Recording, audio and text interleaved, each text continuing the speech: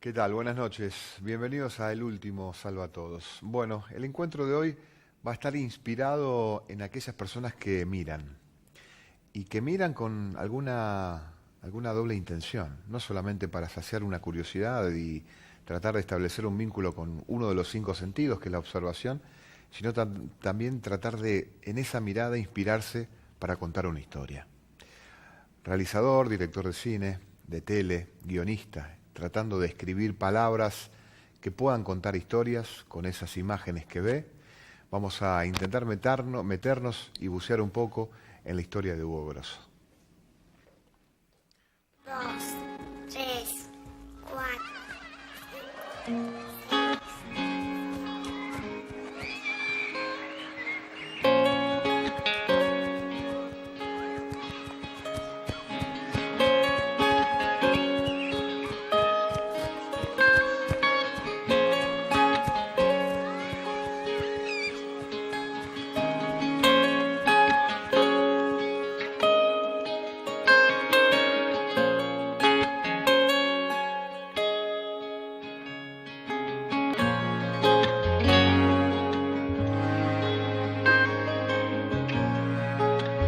Piedra libre para todos los compañeros.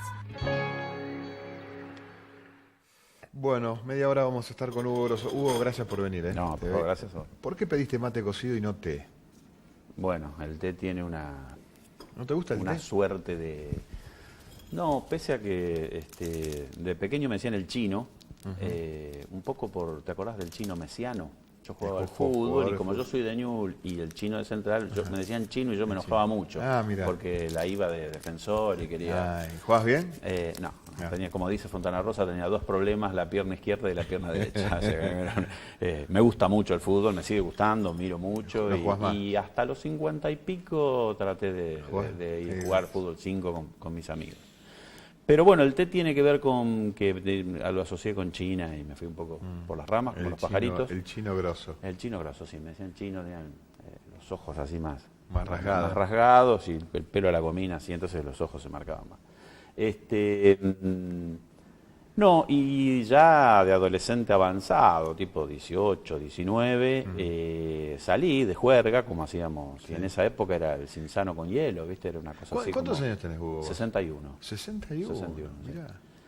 Soy del 55, plena revolución libertadora. Mirá, Así con la libertadora. Naciste con las bombas de la Exactamente, plaza. cercano, sí, sí. Terrible. Sí, y bueno, de eso también hay mucho. Pero bueno, me estabas contando que no, no, tomas no. té porque te No. dieron mucho de tomar té y Claro, te cansó. claro, y en esa, una noche que volví algo alcoholizado, ¿no? De esas salidas, mi mamá, muy dulce, Muy vino con un terapéutica. tecito y me dijo, tomate este tecito que te va a solucionar los problemas. Y fue correr al baño a devolver todo, y desde entonces me quedó una aprensión al té que no puedo tomarlo, creo que apenitas y Claro. tomo un poquito con leche. El tema es provocar que el cuerpo no va a llegar a procesar claro. todo ese alcohol, es Claro, que salga el alcohol. Es exactamente. que el alcohol Pero bueno, salga es del como cuerpo. que me quedó, viste, una sensación como muy... Mira, vos te daban eso, a mí me daban café con cenizas de pucho. Ah, mira qué loco, claro, O sea, claro. El café que era con algo ceniza. que provoca, porque Sí, había sí, que sí, provocar sí. un revuelo Sí, en el sí, sí, estómago sí. y que salga lo que había además, ¿no? Exactamente. Mirá que bueno, salud por Bueno, por dale, esos dale. tiempos. ¿Y después de eso vinieron más borracheras o no? Y eso sí, eso siempre fue así como una... ¿Cuándo fue la última vez que te emborrachaste? Hace mucho, Ah, mirá. ahora hace mucho. Hubo una época en que tomaba más y tomaba, era unos 10 años atrás, tomaba más sistemáticamente. Ahora no, ahora estoy bastante metódico con los años, una botellita por la cena, una, dos veces por semana, o cuando uno sale. Tranquilo. Pero no, que recuerde de borrachera, creo que la última fue el casamiento de una prima que salía acá del Metropolitano y no encontraba el auto, estuvimos varias horas hasta que descubrieron dónde había dejado el Clio. Hugo, te pregunto, vos sos director de cine, realizador, guionista, mirás con ojos sensibles lo que pasa, con ganas de construir una historia. Yo te conozco de esos tiempos. Tenías 21 años cuando fue el golpe militar del 76. 20, 21 años. Sí. ¿Te acordás de ese momento? ¿En dónde estabas? ¿Qué hacías? ¿Qué pasó? ¿Qué pasaba con vos? ¿Cómo te encontraron esos 21 años ahí metido? Y me encontraron con mucho miedo. Miedo. Yo particularmente tengo una historia así que de alguna manera hay cierta cosa de, bueno, creo que es Andrés Rivera que dice que el destino es la coincidencia entre el deseo y la casualidad, de alguna manera, bueno, más o menos por ahí, ¿no? Sí. Como que hay que desear estar en un lugar y a su vez que se den las condiciones para la coincidencia de que ocurra lo que uno desea en ese momento. Sí. A mí me salvó un poco el hecho de que mis viejos durante mi adolescencia se fueron a vivir a General Pacheco, provincia de Buenos Aires, por cuestiones de laburo. Yo empecé a militar en la UES, en la escuela secundaria, y cuando tuve 18 años, que estamos hablando del año 74, decido venirme a estudiar a Rosario, y mis amigos ya todos estaban de alguna manera bastante más comprometidos que yo, los que estaban comprometidos, ya todos eran montoneros o ERP y ya estaban con una militancia bastante más, con mucho más compromiso, y yo venía en transición, todos sí, 18, 19 años. Exactamente. Entonces, de alguna manera me inscribo para estudiar ingeniería y era como que me agarra entro con el plan 75. Pierdo un año, termino en el 73, 74, en el 74 empecé a estudiar en Buenos Aires, pero fue la muerte de Perón, y eso significó que un día en la facultad avisaron que murió Perón y estuvo la facultad cerrada como una semana. Yo me iba desde General Pacheco a Capital en el 60, lo cual era todo un incordio. Entonces decidí volverme un poco pensando que Rosario era mi ciudad, de la cual me volví a ir nuevamente, que pensaba, digamos, de alguna manera tener mi familia acá y hacer mi actividad acá. Me volví a estudiar a Rosario y de alguna manera eso hizo que, que de alguna manera al poco tiempo empecé a trabajar en el Banco Provincial. De alguna manera eso implicaba que la CIDE tuviera los datos de todas las personas cuando entrabas al banco, era como que le hacían un ADN y se sabía que, y bueno, aparentemente toda esa militancia, que la militancia era organizar una mesa de trabajo en la escuela, tomar la escuela, digamos, una militancia bien de pendejo. Entonces, bueno, como que el 76, obviamente que se veía venir, digamos, era una cosa... de tiempo. Sí, era como que maduraba el knockout, pero mucho temor porque veía, amigos muy cercanos que se iban ocultando, que se iban yendo, o algunos, sí, y culpa, mucha culpa también, ¿no? ¿Tenías culpa? Sí, muchísima. Sí, creo que me pude... Y bueno, porque uno hubiera querido estar de ese lado y bueno... por sobrevivir. Sí, claro, la culpa por sobrevivir, sí, exactamente. En realidad lo heroico eran esos compañeros que habían llegado hasta sus últimas consecuencias con sus decisiones y sus convicciones. Entonces, de alguna manera... Uno era un cobarde escondido en una pensión, estudiando ingeniería, de alguna manera escudándose en las matemáticas. Escondiéndose de las bombas. Claro. Y bueno, me han pasado cosas así como muy cercanas, como que después, porque esto, digamos, tengamos en cuenta que estos sujetos siguieron operando y siguen operando aún durante, a pesar de que, digamos, pasaron muchas cosas en la Argentina. Pero mucho tiempo después, cercano al 78, veía amigos que, digamos, porque alguno otro cantaba y demás, y uno lo veía muy de cerca. Bueno, de hecho en el banco también muchos compañeros han venido, estaba trabajando y venían a buscar un compañero y lo llevaban y uno no podía hacer nada. No es como que, esto del algo habrán hecho... que con lo que uno no coincidía, pero de alguna manera... ¿Y volvía el compañero del banco o no? Y en muchos casos no. Wow. No, en muchos casos recuerdo que no. ¿Vos en algún momento caíste? No. Caí circunstancialmente por una averiguación de antecedentes con un compañero que sí estaba comprometido, un amigo. Nos íbamos con un hecho bastante extraño. Nos íbamos a bailar, habíamos conocido en una peña unas chicas que eran de un pueblo cercano, nos íbamos a bailar y somos físicamente muy parecidos. Él había militado mucho más que yo.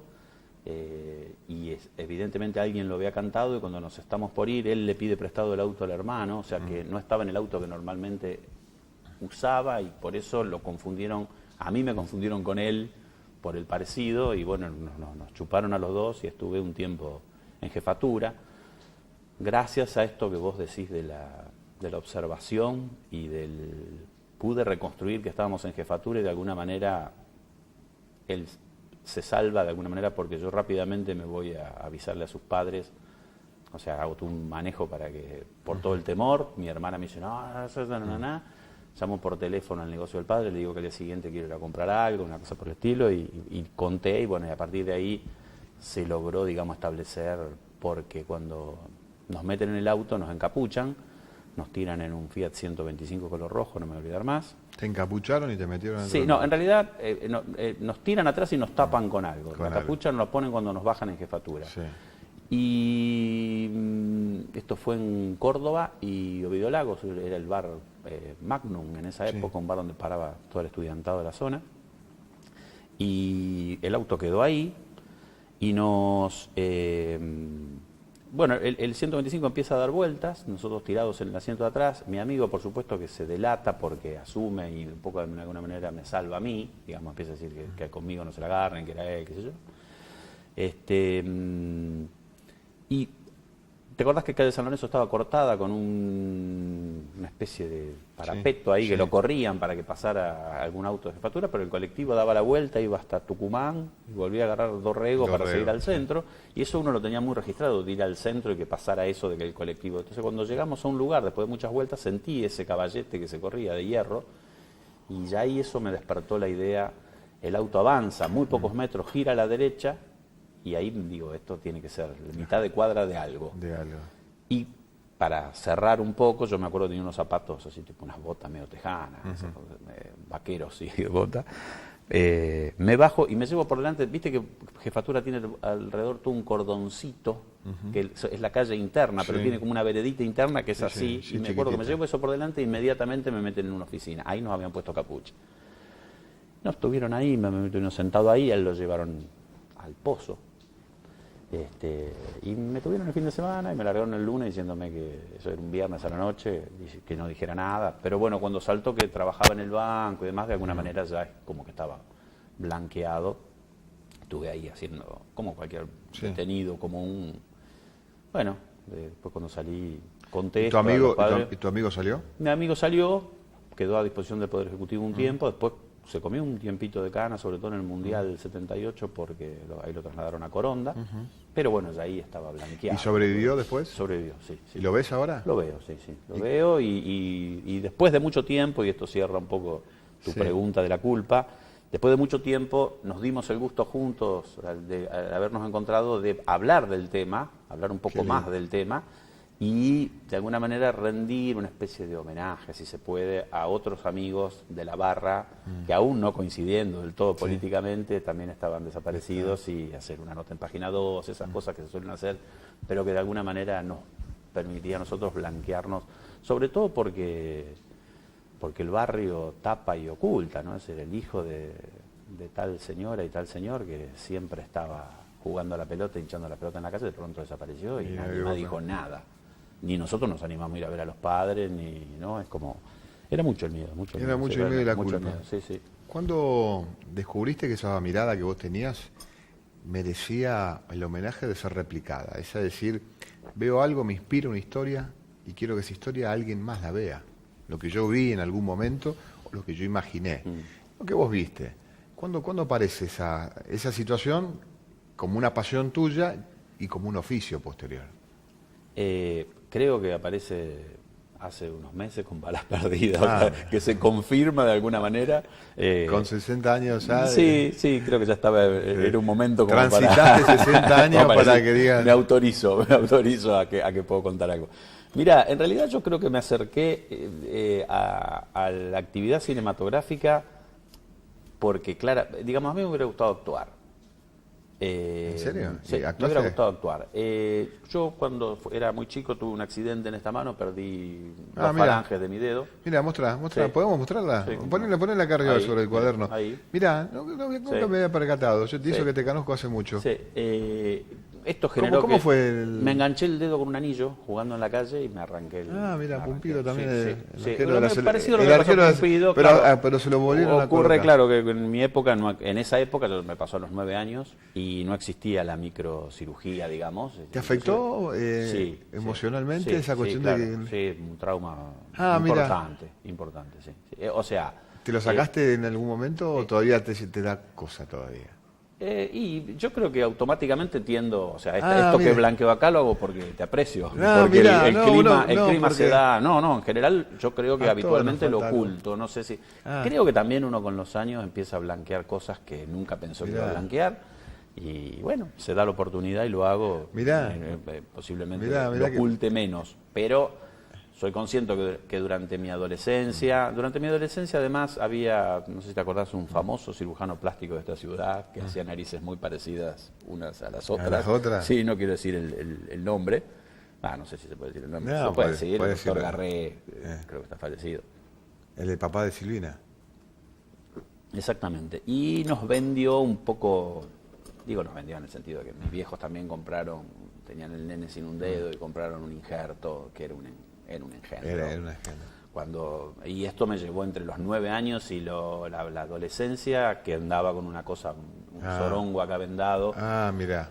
Y eso Ese- era más, porque eran días y días que ahí te decían, che, ¿cuándo te vas a sacar la venda? ¿Cuándo vemos el dedo, digamos? Claro. ¿No? Una cosa, Y nu- una y- curación. y nunca el dedo apareció. Y nunca el dedo apareció porque nunca tenía forma, hasta que un día fui a otro cirujano plástico, hice una interconsulta y me dijo, mira, dice, esto es como una mujer vino el otro día con el marido que se había agarrado la máquina, el pene con una máquina, y la mujer me pregunta, ¿va a volver a tener un pene? Y dice, va a tener algo, un pene no va a ser nunca. Dice, Claro. en lo que usted tiene del como dedo. idea de... Y un dedo es una cosa muy, Sí. muy fino en Sí. en el detalle. Entonces reponer eso era como... O sea, era más notorio, además yo soy zurdo, entonces era más notorio... mirá. Era más notorio tener una cosa así sin articulación que no tenerlo. Así que bueno, y la decisión de sacármela, que digamos, es de alguna manera extirpar un poco el trauma, porque fue una decisión muy personal. O sea, Mirá, como que muy bien. eso podía avanzar y hubo un momento que dije, no, esto ya no va más. Creo que esta idea de que me faltara un dedo me limitó un poco en que lo expresivo por ahí, ¿no? Como que no estaba, y también es una escuela secundaria que no acompañaba a ningún proceso, no acompañaba a un sujeto que pudiera actuar, no era Claro. como hoy que hay Porque- miles de escuelas de claro, actuación. antes ser y de actor- actor era un poco... La creatividad estaba medio Totalmente, resistida sí, dentro. sí, y ni hablemos después con el proceso que, digamos, las escuelas de arte, No, de la- hecho las escuelas de cine fueron todas cerradas, o sea... Como había estudiado ingeniería, de alguna manera... hay ¿Terminaste vos ingeniería? No, hice 2 años y medio, hasta que descubrí... Me pasaron otras cosas ahí en la vida también como fuertes. Falleció un sobrinito mío, eso es como que también me marcó bastante en cuanto a que anímicamente... sostener una carrera, laburar y estar, no, era bastante complejo, me afectó bastante. Y empecé a estudiar cine y era muy gracioso porque yo trabajaba allá en el banco y salía en el taller de cine Arteón, iba con saco y corbata, entonces me dijeron, vos sos productor. Tenés saco y corbata, sos productor. Claro, eran todos hippies en Entonces, esa bueno, época. empecé un poco organizando la cosa. Creo que en sí esto tiene que ver con cierta cosa de la dinámica de grupo. Digamos, yo creo que me acerqué por la idea de fútbol, de compañerismo, de bien. cosa construida colectivamente. Eso me sigue apasionando, más allá de que ahora ya me ubiqué como director. Como director Como dueño- técnico, como el director. dueño como- de la pelota. ¿Viste? Claro. Entonces, bueno, es como que me acerqué un poco por ese lado. En ese momento no teníamos, bueno, digamos, yo creo que también la formación en lo cinematográfico en el interior, si bien yo he sido muy defensor y sigo defendiendo a las escuelas en el interior y demás, creo que carecen un poco de la especialidad. Un poco como que uno se forma para hacer de todo un poquito, pero nada en profundidad. Digo, me parece que nos mereceríamos tener más coloristas, ingenieros de sonido, digamos, gente que trabaje la cosa un poco menos artesanalmente, digamos, todavía hay una concepción un tanto artesanal en nuestro medio. Entonces, bueno, me dediqué a eso, empecé por la fotografía, laburé con Molina, Postiglione, haciendo algunas cosas con ellos, éramos compañeros ahí de Arteón, después con la democracia se abrió la escuela de cine y fuimos convocados a trabajar. Bueno, y a partir de ahí ya como que me encaminé primero sondeando en lo documental, pensando, digamos, un poco también como el documental como herramienta de investigación temática y narrativa para pasar a la ficción, no porque en sí el género documental fuera lo que más me atraía, siempre consideré que me atraía la ficción, y creo más en en la mentira que transmite una ficción que en la verdad que transmite un documental. Digamos. De alguna manera, como que me parece que en la ficción se disparan un montón de cosas, si está bien hecho, por supuesto, que... A veces la verdad es inverosímil, ¿no? A veces la verdad... Totalmente. Si vos tenés que contar algo que pasó de verdad en alguna situación, de verdad, parece mentira. Totalmente. La vida de mucha gente, ¿no? Y esto de laburar en el banco y la ficción te lleva a establecer hoy un vínculo con esto de Balas Perdidas, lo que presentás en Canal 7. Tu laburo en el banco, ¿te condicionó eso? Sí, claro. Sí, mira, en realidad... Tenemos algunas imágenes, Nelson, buenísimo. Que lo que está pasando en Canal 7.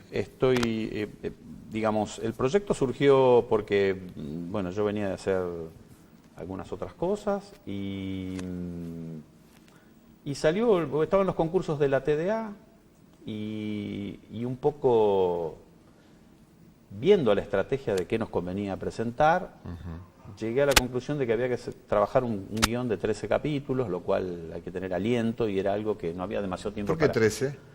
¿Te gusta el número? No, el 13 es una modalidad que en realidad se consideran 13 porque cumplen los 3 meses de programación. O sea, como siempre caen 2 meses cortos y uno largo, cubren un trimestre. Entonces, en general, las ficciones tienen 13 capítulos eso. por ese número. Sí, está establecido medio como un estándar. Como la macroestructura televisiva, digamos, ¿no? Como que contiene 13 capítulos.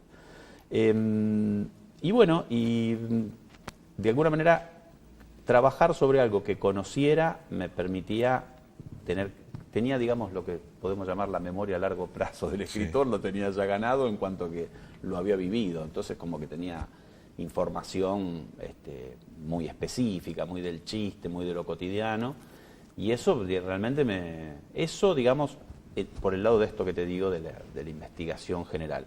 Y también me facilitó mucho el conseguir la sentencia del caso, que me clavó en la investigación en cuanto a cómo habían ocurrido los hechos. O sea, ahí estaba lo que yo me imaginaba con lo que en realidad había pasado, y en esa melangina surgió...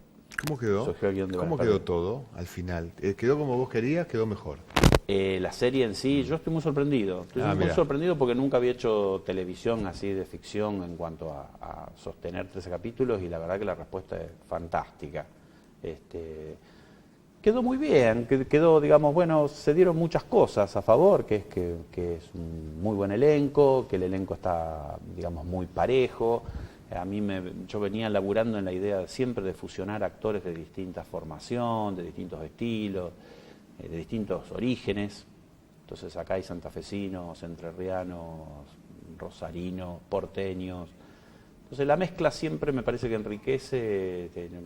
¿Y son distintas las formaciones, las escuelas de los actores? Son muy distintas, sí, son muy distintas, y son, sobre todo en cuanto al rigor del entrenamiento, ¿no? Hay actores que están muy acostumbrados a mantenerse entrenando permanentemente, y eso implica conocer por dónde está trabajando ese tipo, ¿no?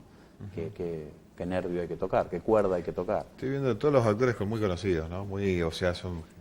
Sí, está bueno que muchos son flacos de acá a la vuelta, ¿no? Del barrio, esa cuestión de la vereda, nuestra propia vereda. Sí, gente que también muy inquieta en cuanto a, digo, es como gente preocupada en superarse, ¿no?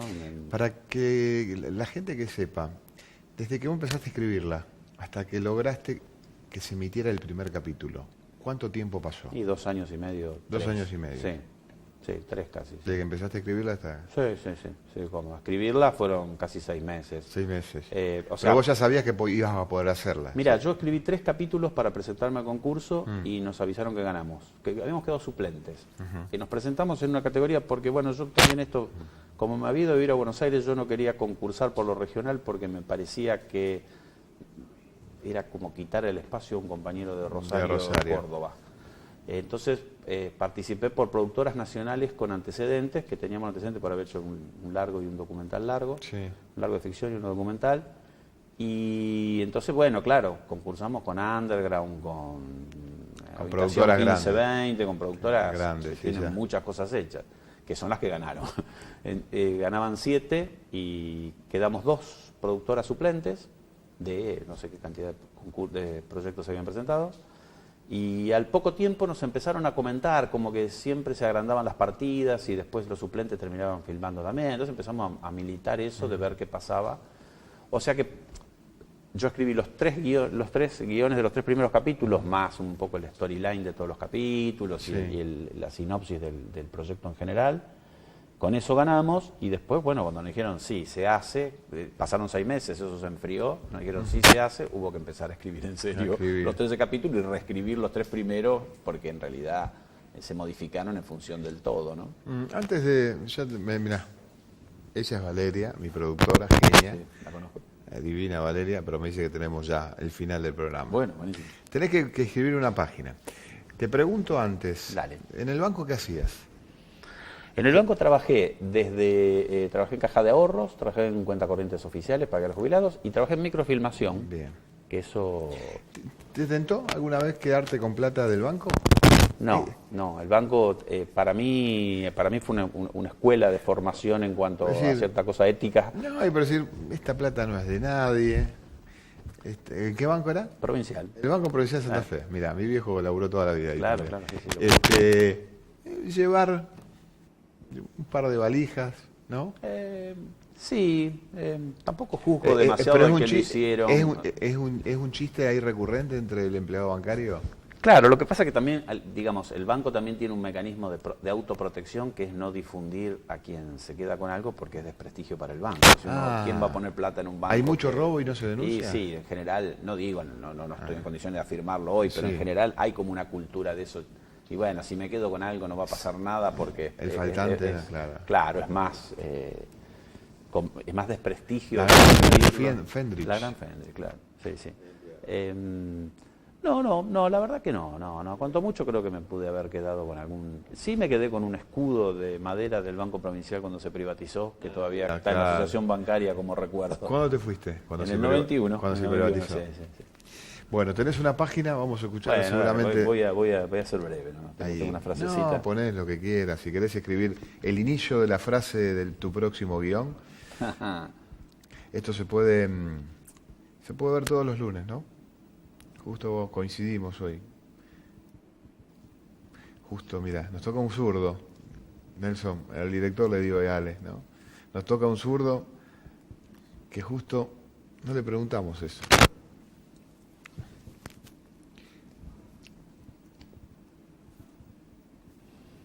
Bueno, esta es una cita y te voy a poner y te la explico.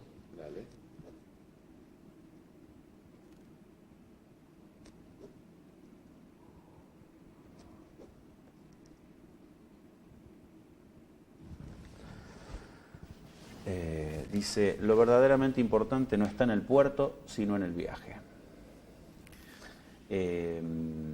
Vos digamos, de alguna manera Te llevé. me llevaste por el Arriba- viaje arriba del barco. y en realidad lo valoro Y mucho más que el puerto y también es un poco algo que estoy viviendo a los 61 años, digamos, ¿no? Y uno siempre es el viaje, disfrutar el viaje.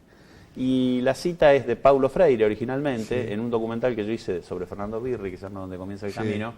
Birri dice que va a tomar empréstito de Galeano, que a su vez tomó empréstito de Freire, de Paulo Freire. Entonces, bueno, de alguna manera Todo va es surcando. una cita a un docente, a un gran escritor, a mi maestro cinematográfico y bueno, y por eso la usufructo.